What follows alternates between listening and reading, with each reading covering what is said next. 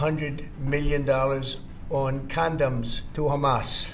President Scheinbaum is a woman. I like her very much, and we've had good relationship. This has nothing to do with you people, but they're here, and I thought it would be appropriate. Some of the numbers are horrible, what he's found.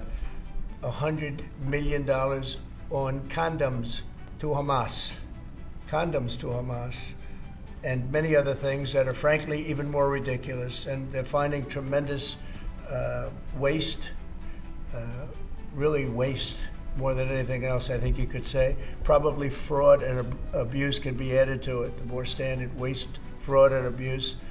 But they're finding tremendous amounts of really bad things, bad spending. You've been writing about some of it, frankly, and some of the things that they've been doing is just terrible. Elon can't do and won't do anything without our approval, and we'll give him the approval where appropriate. Where not appropriate, we won't. But he reports in, and it's something that he feels very strongly about, and I'm impressed because he's running, obviously, a big company. It has nothing to do, if there's a conflict, then we won't let him get near it. Larry is Larry. Larry's one of the most serious players anywhere in the world, so it's an honor to have you. This has nothing to do with you people, but they're here, and I thought it would be appropriate. I'm sure you didn't recognize them. They're all going crazy. They're saying, what are they doing here?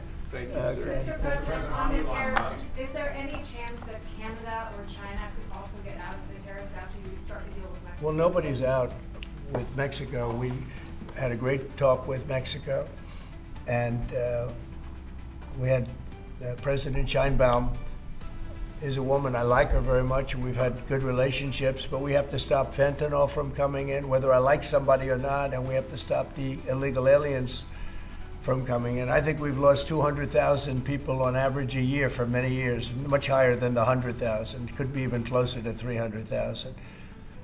And they've agreed to put in 10,000 soldiers permanently, like forever, 10,000 soldiers at their side of the border and stop fentanyl and illegal aliens from coming into our country. They have a big incentive to do. Other than that, we've agreed to talk and consider various other things. We haven't agreed on tariffs yet, and maybe we will, maybe we won't. But we have a very good relationship. I also spoke with Prime Minister Trudeau of Canada, and we had a good talk in the morning, but I did ask him a couple of questions, like, banks aren't allowed to do business in Canada. Canada is very tough. Canada is very, we're not treated well by Canada, and we have to be treated well. Banks are not, as an example, allowed. Did you know that? That American banks are not allowed to do business in Canada. Can you believe that? And that's one of many things, and we talked about it, and I think we'll win most of the subjects. But for some reason, a lot of things have been very unfair with Canada. I noticed that in the first term. You deal with people, and after a while you begin to realize, like you learn that Larry Ellison's very tough to do business with, okay? He's a very tough guy. I mean, I'm sure you're shocked to hear that. But Canada is very tough. They're very, very tough to do business with, and we can't let them take advantage of the U.S. They don't take our agricultural product for the most part. They don't take our cars. They make cars, but they basically don't take our cars. And we don't need, and look, I think we're going to have another good conversation today. We're actually speaking at 3 o'clock again. But we don't need them to make our cars. We don't need them to give us lumber. We don't need them for agricultural products because we have all the agriculture we need.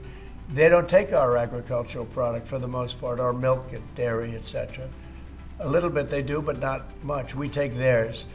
And as far as cars are concerned, they took in a big percentage, almost 19% of the market. And, I wouldn't mind making our cars in the United States, so we have a problem there. I'd like to make our cars in the U.S. We don't need Canada to make our cars. With that being said, we're going to have another call. They don't want people running through Mexico, coming through Mexico to come into our country. So they're going to do that, and then we're going to talk about other things over the next 30 days, we're going to have Scott, Howard, and Marco Rubio, Secretary of State, lead the delegation, and we're going to have a big negotiation with Mexico.